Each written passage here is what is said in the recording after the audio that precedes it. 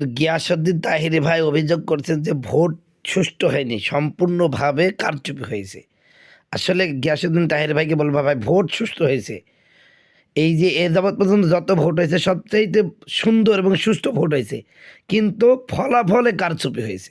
এই কথাটা বলেন, ফলাফল কারচুপি হয়েছে। ডক্টর ইউনূস কিন্তু বলছে যে ভোট সুষ্ঠু হবে, কিন্তু তিনি বলেন নাই কিন্তু যে নির্বাচন ফলাফল সুষ্ঠু হবে, এই কথা বলেন নাই, ভোট সুষ্ঠু হবে। এই জন্য উনি ভোট সুষ্ঠু করেছেন, কিন্তু নির্বাচন এর ফলাফল সুষ্ঠু করেন নাই, কারণ তিনি বলেন নাই যে নির্বাচনের ফলাফল সুষ্ঠু হবে। উনি ওনার কথা রাখছে। তবে আপনার যে কেন্দ্র কুদলিস, আপনি প্রথমে কিন্তু ফার্স্ট হচ্ছিলেন। ওই যে যখনই আপনি ফার্স্ট হচ্ছিলেন তখনই কারচুপি করে, ফলাফল কারচুপি করে আপনাকে হারিয়ে দেওয়া হয়েছে। সুতরাং ধৈর্য হারা হবেন না, আগামীতে ইনশাল্লাহ আপনি সংসদ সদস্য হবেন, এই আশা ব্যক্ত করছি। হতাশ হবেন না, ওলা তাহাজান ওলা তাহিনু, আপনি চিন্তিত হবেন না। ইনশাল্লাহ আগামীতে আলেম ওলামারাই এই দেশে সংসদে বসবে এবং তাদের মাধ্যমে ইসলাম কায়েম হবে ইনশাআল্লাহ। আইয়ুহাল্লাযীনা আমানু কু আনফুসাকুম ওয়া আহলিকুম নারিয়া, ও ঈমানদাররা, নিজে জাহান্নাম থেকে বাঁচো, পরিবারদেরকে বাঁচাও। হুজুর, কিয়ামতের ময়দানে আমি একা জান্নাতে চলে গেলাম, আর এই এলাকার লোকগুলো যদি আমার বিরুদ্ধে আল্লাহর কাছে মামলা করে, ও আল্লাহ, খাজা মঈনুদ্দিন চিশতি শুনেছিল ফজরের নামাজটা যদি উসমান হারুনের পিছনে পড়ে জান্নাতে চলে যাব, আমাদেরকে বললো না। আয় আল্লাহ, স্বার্থপরের মতন একা একা জান্নাতে চলে গেল। ও হুজুর বলেন, কিয়ামতের ময়দানে আমি এদের প্রশ্নের জবাব কিভাবে দেব? আমার মনে হলো আমি যদি একা জাহান্নামে চলে যাই কোনো যায় আসে না, কিন্তু আল্লাহর হাজার হাজার বান্দারা তো জান্নাতে যাবে। জোরে বলেন সুবহানাল্লাহ। হযরত উসমান হারুনি এক মুহূর্ত দেরি করলেন না, দৌড়ে গেছে, বুকের মধ্যে জড়াই দিয়ে বলছেন, বাবারে, আসলে এমন কিছু না, আমার জীবনটা শেষ হয়ে যাচ্ছে, কখন যেন আমার মাওলা আমাকে ডাক দেয়, আমি চলে যাব। চিন্তা করলাম আমার পরবর্তীতে আমার জায়গাটা কে দখল করবে, কারে আমি আমার স্থল অভিষিক্ত পাবো, আমি এমন লোক আমি শনাক্ত করতে পারছিলাম না। এই জন্য আমি কামনা করেছি, আজ থেকে আমার খলিফা হওয়ার যোগ্য একমাত্র তুমি। বলেন সুবহানাল্লাহ। প্রিয় ভাইরা আমার, হযরত উসমান হারুনি একটা মানুষকে শুধুমাত্র খেলাফত দান করলেন, তার নাম হলো খাজা মঈনুদ্দিন চিশতি। প্রিয় ভাইরা আমার, আমি আগেই বলেছি, পীরের যেমন যোগ্যতা মুরিদেরও কিন্তু সেমন যোগ্যতা হবে। হযরত উসমান হারুনি বললেন, বাবা, এই এলাকায় তোমার থাকার দরকার নাই, আমি তোমাকে অমুক এলাকায় পাঠাচ্ছি। এখন খাজা মঈনুদ্দিন চিশতির পীরে দরবারটা এই জায়গায় পাঠিয়ে দিলেন। আমার ভাইরা, কেমন মুরিদ আর কেমন খলিফা হলেন। আমার বন্ধুগণ, হুজুরের কাছ থেকে অনুমতি নিয়ে দাওয়াতের কাজ যখন শুরু করে দিলেন, একটা মাত্র বয়ান দিলেন। আমি নুরুল আমিন আপনাদের সামনে প্রায় 1 ঘন্টার উপরে বর্ণনা দিলাম। একটাও মনে হয় হিন্দু মুসলমান থাকলে মুসলমান হবে না, এমনকি বেনামাজি নামাজি হবে কিনা তারও সন্দেহ আছে। কথা কয় না। কিন্তু হযরতে খাজা মঈনুদ্দিন চিশতি মাত্র কিতাবের মধ্যে রেখেছি, কয়েক মিনিট মাত্র বক্তব্য দিলেন। এক বক্তব্যে 90,000 হিন্দু কালিমা পড়ে মুসলমান হয়ে গেলেন। সম্মানিত বন্ধুগণ, আমার ভাইরা আমার, এই জন্য আমি আপনাদেরকে বলি, ও ভাই, অলি, অলি শব্দের অর্থ হলো বন্ধু। আল্লাহর নিকটবর্তী বান্দা যে ব্যক্তি হয় তাকে ওলি বলা হয়, শরীয়তের পরিভাষায় ওলি বলা হয় ওয়াল আব্দুল মুমিনু তাকিউল্লাযী তাকাররাবা ইলাল্লাহি বিল ঈমান ওয়াল ইতাঈতি।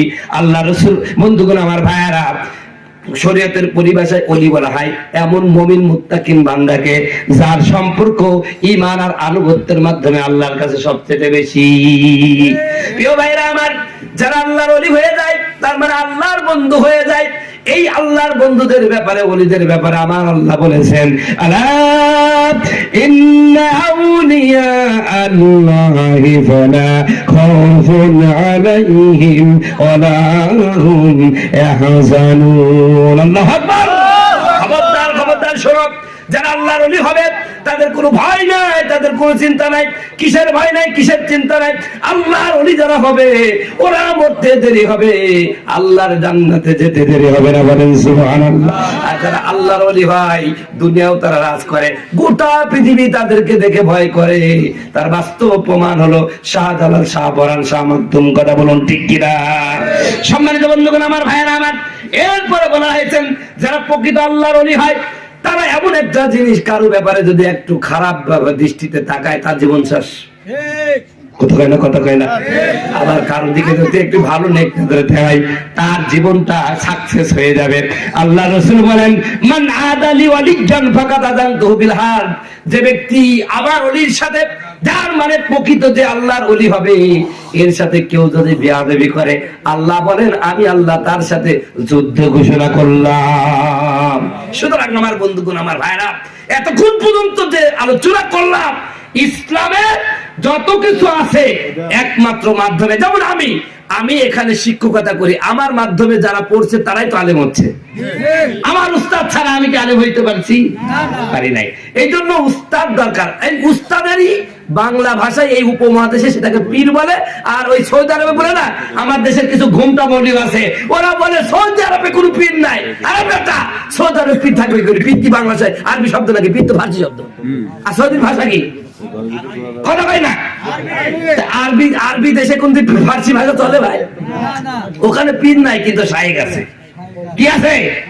ওই যার নাম শায়েক তার নামে পীর, যার নাম চাইল ভাজা তার নাম মুড়ি ভাজা। কথা বুঝতে পারিছেন? ওই ওনারা শায়েক হলে কোনো ব্যাপার না, পীর হলে খালি সমস্যা। কথা কয় না, কথা কয় না। বাঙালি সোজা খাইতে দেয় না, উল্টি খাইতে দেয়। কথা কয় না।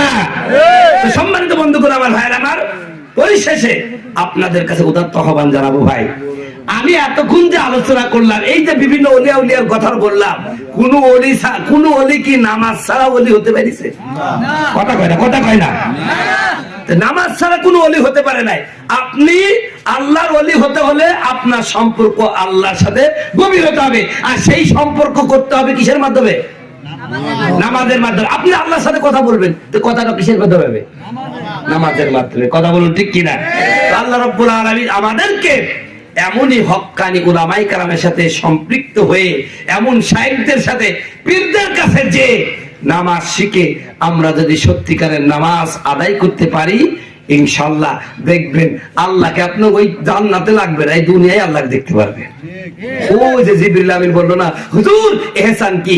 আমার নবী তখন বললেন, শোনো, ইহসান হলো আনতা আবুদুল্লাহ কান্নাক তারাহু, তুমি কেমন যেন আল্লাহকে দেখতেছো, ফাইল্লাম তাকুন তারাহু, তবে হ্যাঁ, সবাই আল্লাহকে দেখতে পারবে না, তবে তুমি যদি আল্লাহকে দেখতে না পার, তাহলে তুমি এতটুকু চিন্তা করো, তোমার রুকু, তোমার সিজদা, তোমার তাসবিহ, তোমার তাহলিল, তোমার চলাফেরা, নড়াচড়া সবকে দেখছেন আল্লাহ তাআলা দেখছেন। এই চিন্তার টেন্ডার্সি নিয়ে তুমি যদি নামাজ পড়তে পারো, নামাজের মধ্যেই তোমার মারিফত হাসিল হয়ে যাবে। আল্লাহ সুবহানাহু ওয়া তাআলা আমাদের সকলকে এই কথাগুলো বুঝে আমল করার তৌফিক দান করুন। ওমা আলাইনা ইল্লাল বালাগ। সম্মানিত ভাইরা, হুজুর এখন আপনাদের সামনে সংক্ষিপ্ত আলোচনা করে মুনাজাত দেবেন ইনশাআল্লাহ।